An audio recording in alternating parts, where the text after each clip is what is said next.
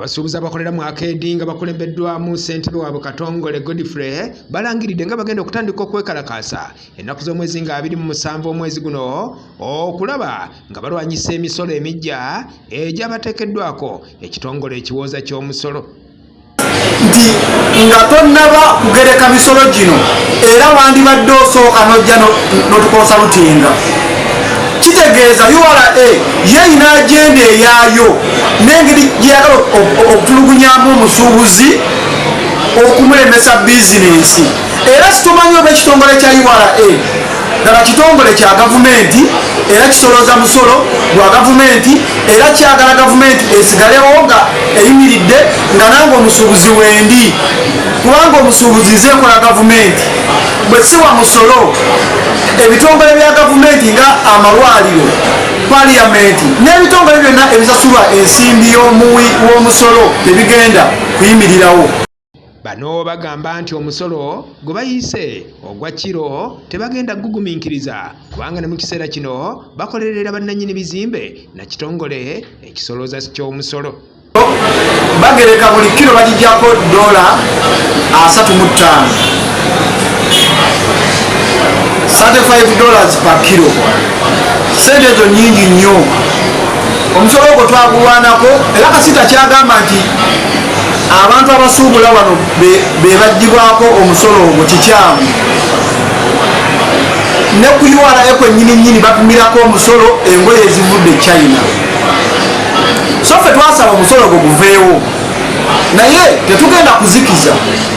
era twagala URA ebintu bino byonna ebijjeyo. URA si nti byetugezaako okukola bigenda kugiremesa okukolekitinga omusolo oguli mu tageti yaabwe naye okwebulugunya kwaffe ffe tukakasa nti ate kugenda kubayamba okukolekitinga omusolo omungi. Twagala bategeere bulungi buli lwoyongeza omusolo guno ne gubeera mungi abaggwa bakendera kubanga bwe kiri abantu abaali basuubula konteyina emu 2 3 tebakyazireeta kati bonna bali mu gulupeji.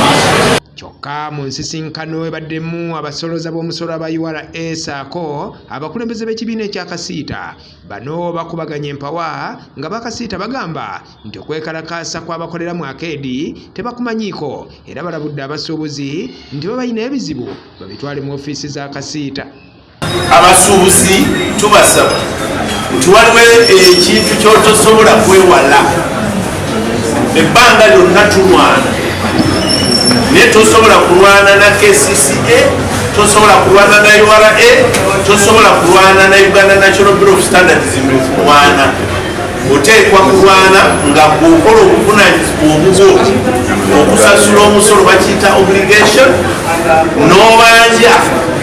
bye balina okuwa ziyitibwa rights.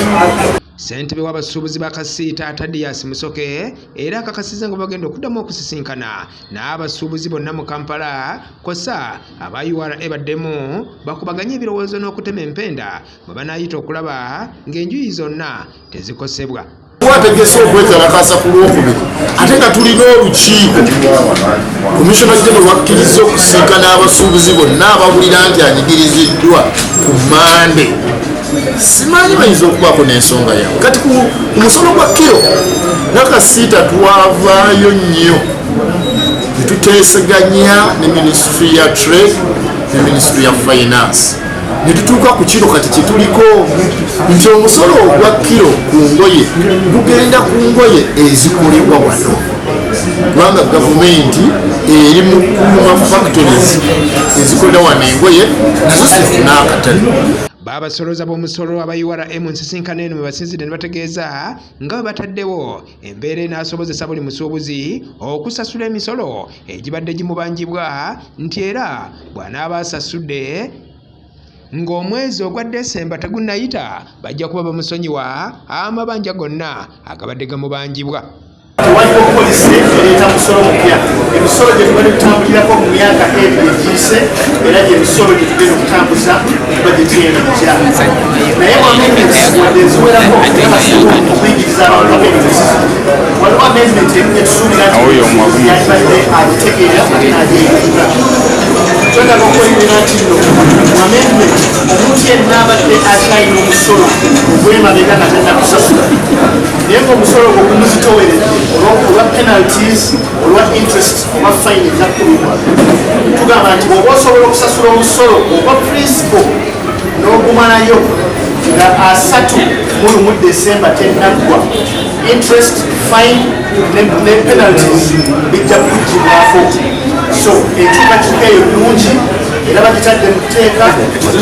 amendments ezirimu tusuubira nti abasuubuzi ababadde bazitowereddwa